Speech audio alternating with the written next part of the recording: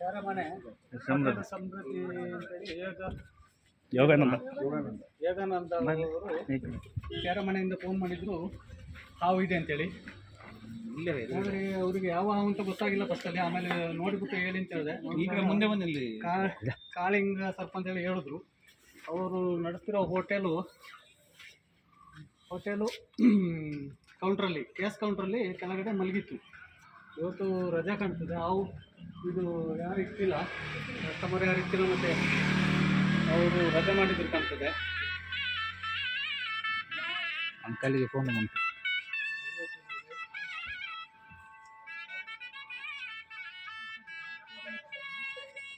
ರಜೆ ಮಾಡಿದ್ರು ಕಾಣ್ತದೆ. ಹಾಗೆ ಅವರು ಈಗ ಸಂಜೆ ಕ್ಯಾರಮನೆಗೆ ಬಂದು ನೋಡಿದಾಗ ಹಾವು ಮಲಗಿತ್ತು. ಹಾವನ್ನು ಹಿಡ್ದಾಯ್ತು. ಹಾವನ್ನು ಹಿಡಿದು ಇವಾಗ ರೆಸ್ಕ್ಯೂ ಮಾಡಿ ತಗೊಂಡೋಗಿ ಮಧ್ಯಾಹ್ನ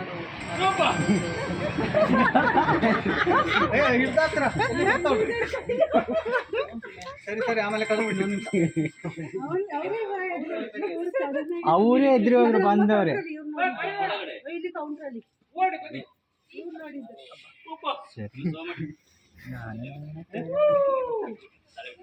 ಅಲ್ಲೇ ಬಿಟ್ಟು ಸಾಲ್ವ್ ಮಾಡೋಕ್ಕಾಗಲ್ಲ, ಯಾಕಂದ್ರೆ ರೋಡು ಅಲ್ಲಿ ಹೋಗ್ಬೇಡಿ ಅಂತ ಈ ಕಡೆ ಬನ್ನಿ.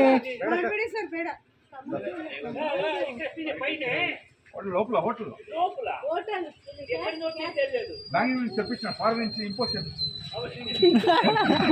ಕರೆಕ್ಟ್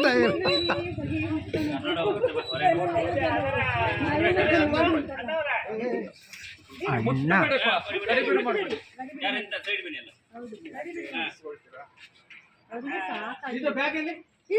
ಚೀಲ ಚೀಲ ಇಲ್ಲಿದೆ. ಚೀಲ ಅವರ ಕೋಲು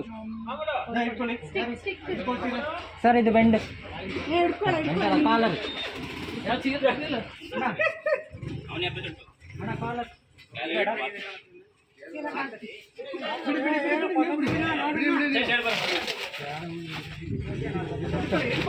ತೊಂದರೆ ಇಲ್ಲ. ಚೀಲ ಇಟ್ಕೊಳ್ಳಿ, ಆರಾಮಾಗಿ ಇಟ್ಕೊಳ್ಳಿ. ಎಲ್ಲಿ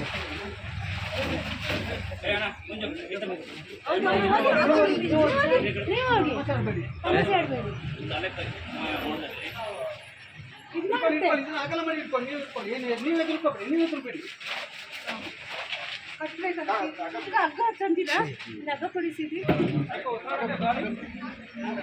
ಅಗ್ಗ ಕೊಡ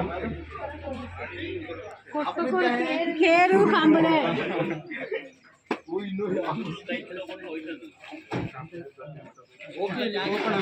ಎಷ್ಟು ಕಷ್ಟಪಟ್ಟಿದ್ದಾರೆ ಅಂದ್ರೆ ಅವರು ಸಖತ್ ಕಷ್ಟಪಟ್ಟಿದ್ದಾರೆ. ಅವರೇ ಸುಸ್ತಾಗ್ಬಿಟ್ಟಿದೆ.